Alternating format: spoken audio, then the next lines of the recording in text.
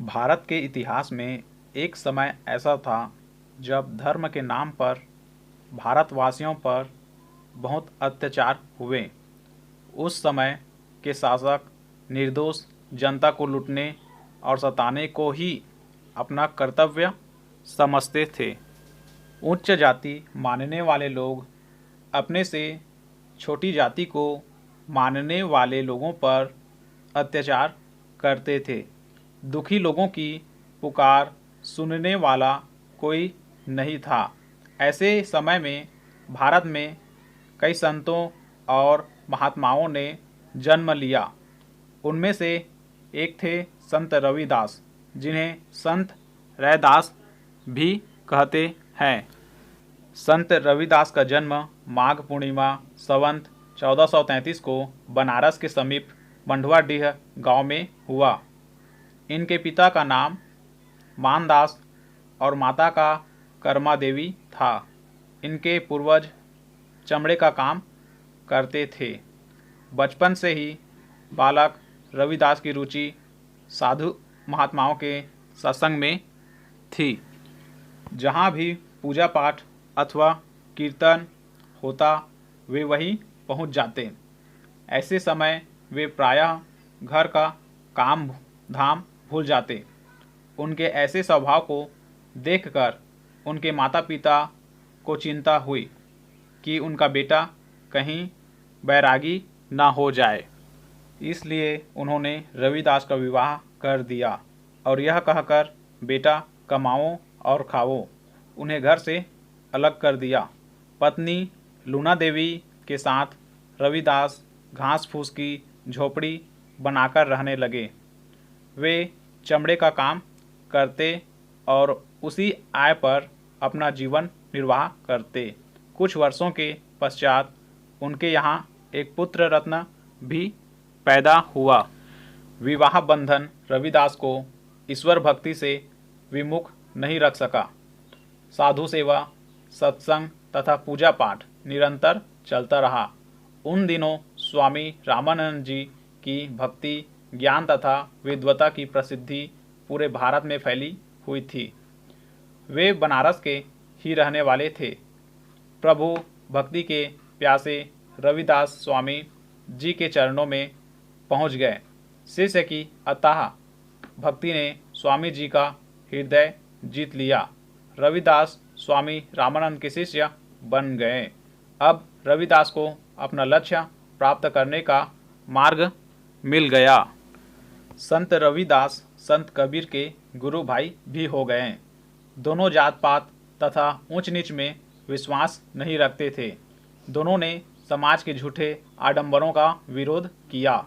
रविदास विनम्र और मधुरभाषी थे।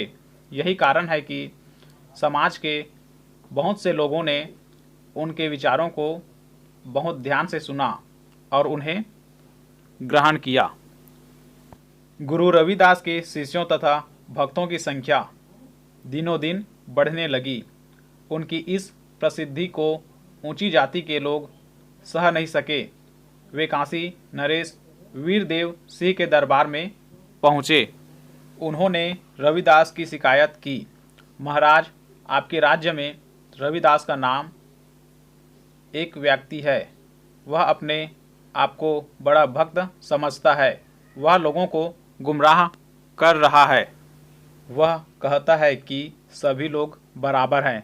यदि ऐसे धर्म विरोधी व्यक्ति के कामों को न रोका गया तो समाज छिन्न भिन्न हो जाएगा।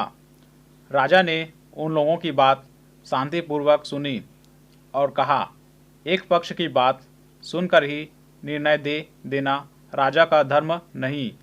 मैं स्वयं संत जी से मिलूंगा और तभी कोई निर्णय करूंगा। दूसरे दिन काशी नरेश संत रविदास की कुटिया पर पहुँचे। संत जी उन्हें देखकर चकित रह गए। उन्होंने आदरपूर्वक राजा से उनके आने का प्रयोजन पूछा। राजा बोले, संत जी, मैं आपसे कुछ पूछने आया हूँ। क्या आप लोगों को यह शिक्षा दे रहे हैं कि समाज में कोई छोटा बड़ा नहीं होता? क्या समाज में सभी बराबर हैं? संत जी ने बात जारी रखी। राजन, जन्म और जाति से कर्म बड़ा है। जो कर्म से ऊंचा है वही वास्तव में ऊंचा है। राजा भी वही महान है जो न्यायकारी है। अन्यायी राजा यदि ऊंचे कुल का भी होगा तो भी उसे हीन ही समझा जाएगा। काशी नरेश ने संत जी के चरण पकड़ लिए और विनय की, गुरुजी, इस प्राणी को भी स्वीकार कीजिए, मेरा भी उद्धार कीजिए। संत रविदास ने काशी नरेश का कल्याण तो किया ही, भारत के असंख्य लोगों को मानव प्रेम और ईश्वर भक्ति का पाठ भी पढ़ाया। उनकी प्रसिद्धि देश के कोने कोने में फैल गई। चित्तौड़ के महाराणा सांगा सहित कई राजाओं ने उनकी शिक्षा को ग्रहण किया। कृष्ण भक्ति की दीवानी मीराबाई ने तो उनसे दीक्षा भी ली थी। गुरु नानक देव जी तो बात बात में संत रविदास जी की वाणी का उल्लेख करते थे। संत रविदास के जीवन की एक घटना का कई जगह उल्लेख हुआ है। कहते हैं कि कोई सिद्ध पुरुष उनकी कुटिया पर पहुँचे। संत जी का जीवन बहुत ही साधारण था। उन सिद्ध पुरुष को संत जी की आर्थिक स्थिति देखकर बहुत दुख हुआ। उन्होंने संत जी के अभाव में जीवन में परिवर्तन लाने के लिए उन्हें एक मणि देनी चाहिए। उसकी विशेषता बताते हुए सिद्ध पुरुष ने बताया, यह मणि अपने स्पर्श से लोहे की वस्तु को सोने की बना देगी। इससे आपकी दरिद्रता दूर हो जाएगी। संत रविदास ने कहा, महाराज, मुझे धन की कोई इच्छा नहीं, आप यह मणि अपने पास ही रखिए।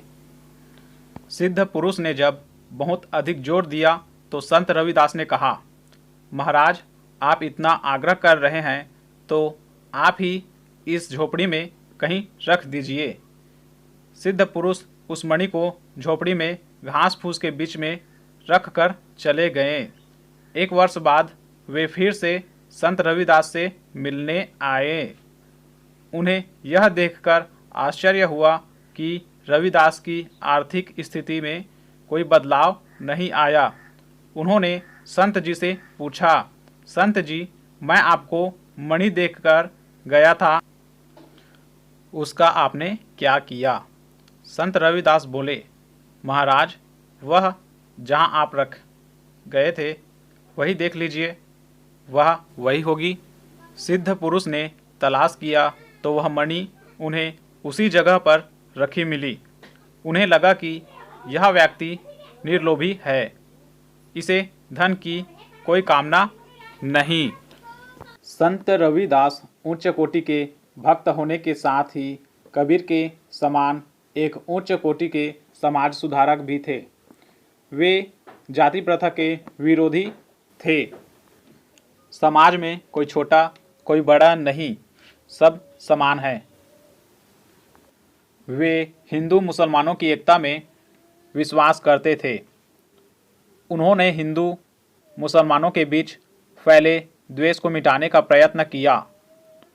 हम उनकी महानता इसी बात से आंक सकते हैं कि मीराबाई जैसी कृष्ण भक्ति में डूबी राजघराने की महिला ने उनका शिष्यत्व ग्रहण किया।